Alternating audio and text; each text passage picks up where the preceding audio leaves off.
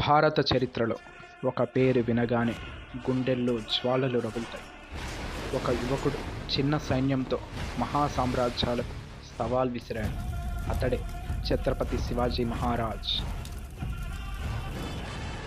ఈయన 1630 సంవత్సరంలో శివనేరి కోటలో జన్మించాడు. జీజాబాయి తన కుమారుడికి రామాయణం, మహాభారతం కథలు చెబుతూ ఒక వీరుడుగా తయారు చేసింది. చిన్న వయసులోనే శివాజీ కోటల నిర్మాణం, భూగర్భం, రహస్య మార్గాలను గమనించాడు. 16 ఏళ్లకే టోర్నా కోటను స్వాధీనం చేసుకొని తన సామ్రాజ్యానికి పునాది వేశాడు. పెద్ద సైన్యం లేదు, భారీ ఆయుధాలు లేవు, కానీ ఉండేది తెలివైన వ్యూహం. శివాజీ గెరిల్లా యుద్ధ విధానంతో శత్రువులను గందరగోళానికి గురిచేశాడు. రాత్రి వేళల్లో అకస్మాత్తుగా దాడులు చేయడం, కొండల మార్గాల్లో వేగంగా ప్రవేశించి వెంటనే వెనక్కి తగ్గడం, ఇది తన వ్యూహం. ఇది అప్పటి మొఘల్ సైన్యానికి ఒక భయంకరమైన స్వప్నంగా మారింది. బీజాపూర్ సుల్తాన్ పంపిన అఫ్జల్ ఖాన్ శివాజీని మోసం చేసి చంపాలని ప్రయత్నించాడు.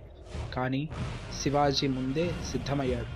చేతిలో దాచుకున్న వాగ్నక్ ఆయుధంతో అఫ్జల్ ఖాన్ దాడిని ఎదుర్కొని సంహరించాడు. ఇది కేవలం బలం కాదు, ఇది వ్యూహం, జాగ్రత్త, ధైర్యం. మొఘల్ చక్రవర్తి అయిన ఔరంగజేబు శివాజీని ఆగ్రాలో నిర్బంధించాడు. అంతేనా, శివాజీ అనారోగ్యం అని నటించి పండ్ల బుట్టల్లో దాక్కొని అక్కడ నుండి తప్పించుకున్నాడు. 1674 సంవత్సరంలో అందరు ఎదురు చూసినట్టు రాయ్గఢ్ కోటలో ఆయనకు పట్టాభిషేకం జరిగింది. అప్పటి నుండి ఆయన ఛత్రపతి శివాజీగా మారారు. మహిళలను గౌరవించిన, కాపాడిన రాజుగా, రైతులపై పన్నులు తగ్గించిన పరిపాలకుడుగా, ధర్మాన్ని రక్షించిన వీరుడుగా, మన సనాతనం కోసం ఎంతో కృషి చేసిన వ్యక్తిగా చరిత్రలో నిలిచిపోయారు. ఆయన 1680 సంవత్సరంలో పరమపదించిన ఆయన స్ఫూర్తి ఇంకా జీవిస్తుంది. శివాజీ మహారాజు మనకి నేర్పింది ఏంటంటే, బలం కంటే తెలివి గొప్పది, భయం కంటే ధర్మం గొప్పది. జై శివాజీ, జై భారత్ మాత, జై సనాతనం, హర్ హర్ మహాదేవ్.